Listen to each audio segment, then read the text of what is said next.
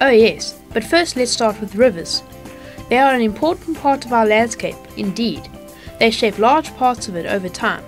From cutting valleys and canyons through the land to depositing fertile floodplains, the actions of rivers can be seen all around us, if we know where to look. Rivers, like any natural system, can be studied, and in fact geographers and biologists have been studying river systems for many years. By looking carefully and comparing different types of rivers throughout the world, we can understand what is happening in them and on the land around them.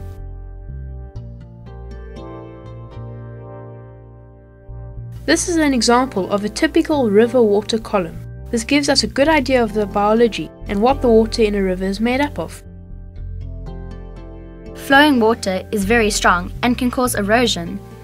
You can probably imagine that the power of a rushing mountain stream over thousands of years can cut into mountains, and indeed they do, leaving a typical V-shaped valley. But what happens when this water slows down? Well, as the water slows down, the finer particles fall out of suspension. Water flow in rivers can change with the seasons, through rainy and dry periods. Sometimes a river can be down to a trickle for many years, and some are constantly flowing.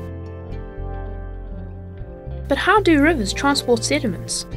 Simple, fast and strong water flow can move large boulders and rocks. This usually happens after heavy rain or floods. Gravel and pebbles seem to bounce along the bottom. This movement moves the bed load, which is the loose sediment on the bottom of the water column. Smaller particles like sand, clay, and silt can stay in the water column for long periods, and this is referred to as suspended load, which gives a river that brownish color. The dissolved load is a combination of minerals, nutrients, and plant matter, which are dissolved in the water. This is no longer known as sediment. Okay, I've got that. Now tell me more about dynamic equilibrium. Let's see.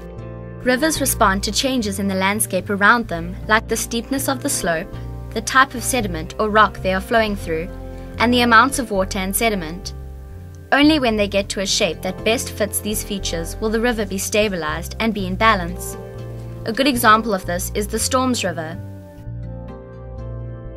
If any of these factors change, then the river will respond and reach a new balance and become stable again, until the next time something changes. It makes rivers sound like they are always changing.